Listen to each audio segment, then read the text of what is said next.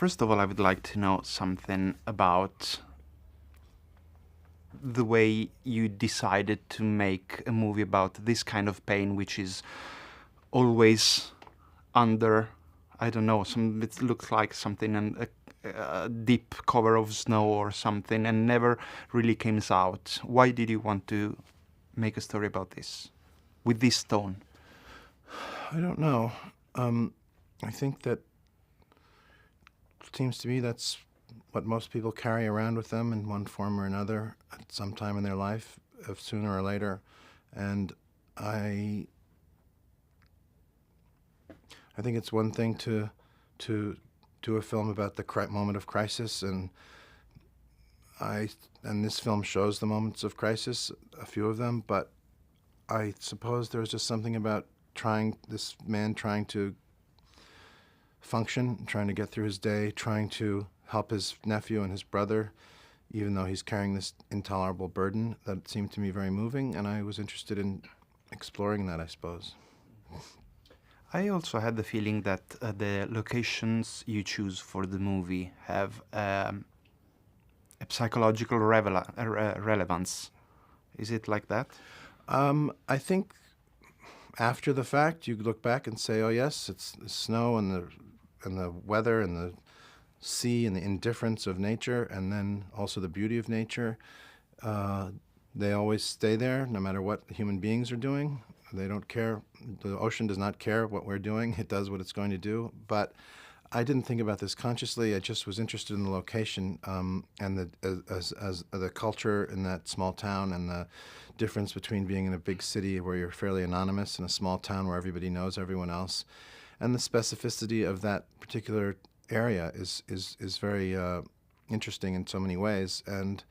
But once you choose the location, it starts to feed into the story very much, all over the place. And later, then maybe you look back and see there's some bigger meaning to it. But at the time, I was just trying to tell the story of that town and these people. Mm. What about the pace and the rhythm you chose for the movie? Because the movie is quite long, but my impression is that there is nothing more than what is strictly necessary to say. But at the same time, you gave this relaxed feeling all through the movie. Why did you do that, and how did you do that? I think that the pace and rhythm of the film come from it started at least with the pace and rhythm of the character of Casey Affleck's character. I didn't deliberately pace certain scenes in a way. The only thing I remembered pacing deliberately was the beginning, where I wanted the first few scenes to be very remote and distant, and just wanted to see him shoveling snow, fixes a toilet, changes a light bulb, talks to his boss. Then the day is over and he goes to the bar, and if everything falls apart.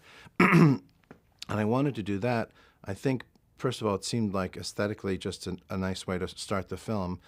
And then it just seemed to me to be that's how he's handling his day. That's how he's getting through the day, is by doing tasks. And then when real people come into contact with him with any emotional force, it knocks him over very easily. But having said that, that's how I planned it. But then we have the film starts with the image of the boat moving across the water towards the town, and then the shot of the boat going out to sea with him and the little boy, which I hadn't planned, but we shot it, and it seemed like such a beautiful way to start the film. And they're so nice together, that those Casey and the boy on the boat, and that. So you plan something, and then you start something else creeps in. I don't know if that answers the question. Oh, yes, it does. Speaking about Casey Affleck, he gives an astonishing performance in the movie. And I read you recently spoke about working with him in terms of, I don't know if I'm quoting you right, but in terms of a deep connection of souls. So can you tell me something about that? Well, when you're making up a story with actors, you both become the character at the same time. You're both trying to figure out what's happening in the story and you're both trying to find your way into the scene together.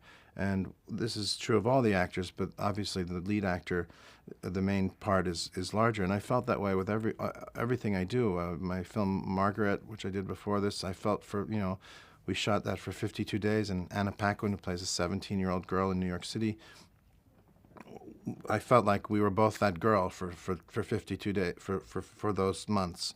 And it's a very intense experience because it's, he's an actor and I'm a writer and a director, and so kind of what we most care about is we're sharing the same fantasy, the same story, and it's a very it's beautiful experience in a way if it goes well. If it doesn't go well, it's not so much fun.